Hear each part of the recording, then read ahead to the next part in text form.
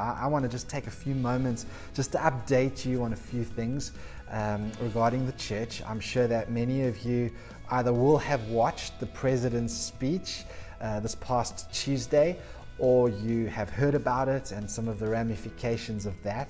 And it was really great to hear him honoring the role of the church in helping during this pandemic. He also said that churches would be permitted to start gathering again for worship in groups of 50 or less from the beginning of June.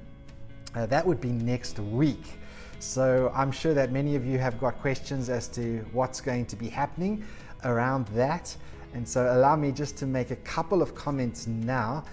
We will make a much clearer statement shortly as to how it's all going to work, but here is the best I can do for now, okay? Firstly, let me make this clear. King of Kings will not be opening for in-person gatherings just yet. Just because we are permitted to start on the 7th of June does not mean that we are going to start just yet. Our leadership will be meeting to pray, to strategize, and to make the right decision on when we will restart with in-person gatherings. We will tell you and communicate with you when that will be. Secondly, I want to make this statement. King of Kings has never closed. The church is not just a building. I hope after all the preaching we've done about that would have sunk in. The church is the people of God, and we have continued to be the church this whole time. I've loved seeing how you as the church have cared for one another and loved one another and looked after one another during this time. We have been helping many families in need. We've been connecting with everyone on our database, and we're going to continue to do that as time goes on. I've been so proud of how our team has stepped up to produce Church Online, something we're certainly not professionals with, but I'm so proud of how the team has stepped up, and each Sunday it gets better and better. I'm so grateful and proud of our children's, youth and counseling ministries here at the church who pivoted so quickly when this all happened to continue to be a help and a resource and a blessing to people during this time. Many of our small group leaders and prayer meetings, they entered the world of Zoom, and that's been great. There have been many daily hopes each day, a new church podcast which Pastor Tristan has got started, and so in many ways it feels like we've been busier than ever before. We feel pretty connected at the moment, even though we've not been able to connect in person. And so when we talk about reopening, that actually makes no sense to us, because King of Kings has never closed. But the next thing I want to say is, as we weigh up when to restart in-person gatherings, I want you to know that all people are important to us. I say this because when we do strategize and pray and work out what we're going to do, we will make our love for all people our driving force. I know that for some of you who are older, or perhaps have underlying health issues, you know that you're more vulnerable and at risk. And as such, we realize that you may be very wary to start coming back to church. We also understand that for parents of little kids and children who are such a big part of our church, social distancing is virtually impossible to manage. I mean, can you imagine on a Sunday morning how we would do that? And so we're aware that restarting church right now, probably without many of our children and without many of our younger parents and our older folk, it just wouldn't feel like us. And so my preference right now is to just hold off on in-person gatherings for now. Even though we are permitted to begin gathering in June, we're going to hold off for now until we feel that the time is right.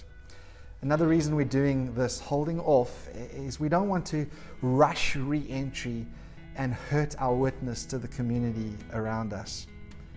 Even though we want to get back to meeting together, we miss you so much. We realize this is not a race. There's no prize for being the first church back. In this case, those who are back first may receive quite a public backlash. And for me, I really want our perception in the community, our message to the community to be one of them knowing that we take protecting them seriously, them knowing that we're not being irresponsible. And I've been thrilled that being online has enabled us to reach some people we may never have been able to reach before. New people who are not believers, or folk that have not attended church for many years. And I want to be very careful not to be so quick to return to in-person gatherings and lead some in our community to believe that we're being unwise and insensitive. And so yes, everyone's going to have their own opinion and view, and when we start, someone will say we're starting too early, and someone will say we've started too late. We realize we're not going to make everyone happy, but we have a godly leadership that cares about people. And so we will be praying, we will be discussing, we will be strategizing, and we will let you know when we feel it's time. Feel free to engage with us in that process, and drop us an email, send to any of our team. We'll make sure to collate that input and consider that. Finally, I want to say that our plans will remain fluid. If it's anything we've learned during this time, it's that flexibility is the new ability. And so here's my thinking at this stage. And yes, it will remain fluid and flexible, but as it relates to our staff, we are preparing to open our church office again part-time on Monday the 8th. Part-time being 8:30 to 1. We'll probably start mornings only in that way, just for a week or 2 or 3 before we get back to life as usual. Not that life will ever be quite the same again. However, the church building will not be available for events and meetings. It will be best to phone in order to make an appointment, as we will have some staff who will be phasing in and continuing to work from home. We're going to have all the proper procedures in place. Wearing of masks is essential, screening at the door with a temperature test, sanitizer and a register so that we can keep track of everyone coming into the building, social distancing, all of that kind of thing. So unfortunately, you can't just come and hang out. For now, we're not going to be able to do that. As it relates to the church, this is where we're currently at. We're in what I would call a phase 1, online ministry, and that's where we're at. And let me just say, we plan to continue with our online ministry even once we start in-person gatherings again. And so for this reason, to prepare for this, on the 14th of June, we are going to move our online ministry across to the YouTube platform, where it will remain for the future. And so we've been using the church online platform and YouTube. And we find that at the moment we have about half of our church on one and half on the other. So in order just to make sure we're all on the same platform, 14th of June, we're going to move over completely to YouTube. We'll make sure you've got the links for that and know how to find that on Sundays. And so we trust that that is going to be the right way going forward. But at the moment, we're still in phase 1, online ministry. Phases to come, I'm sure phase 2 will be permitting to gather in small clusters of socially distanced people. We're not quite there yet, but we'll let you know when we slide into that. Phase 3 would be socially distant church Sundays. That's what the president has said at the moment is permitted come June. But for now, like I said, we're not going to start that just yet until we have all our ducks in a row. Phase 4 would obviously be a full return to Sunday services. Who knows when that will be, but it'll be so good. and we're looking forward to that one of these days soon.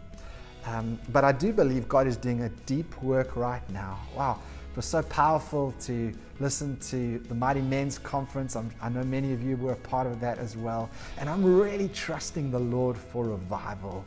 And God is doing a deep work in His church right now. And I don't want us to miss that opportunity to be a part of what He's doing. I heard one pastor describe it like this. They said, if you want to learn how to play chess, you should start by removing your own queen. Once you've mastered the game of chess without the most powerful piece, the queen, then put the queen back in and then see how good you are. Well, for the church, the Sunday service has for many years been like our queen. We've been relying on it too much, I think. And now that the queen has been taken off the board for a while, it's been time to rediscover what all the other pieces can do and how important they are. So when we gather together again, we're going to have new skills. We will be better. It's not that we want to do church forever without physical in-person gatherings. We want to have those things, and we need to bring those things back at the right time. But it's okay to temporarily build other parts of a healthy church. Doesn't make the queen gathering together in person unimportant. It just means that it's not all about that. Maybe this time of waiting is an opportunity to reset, to rest, to reevaluate.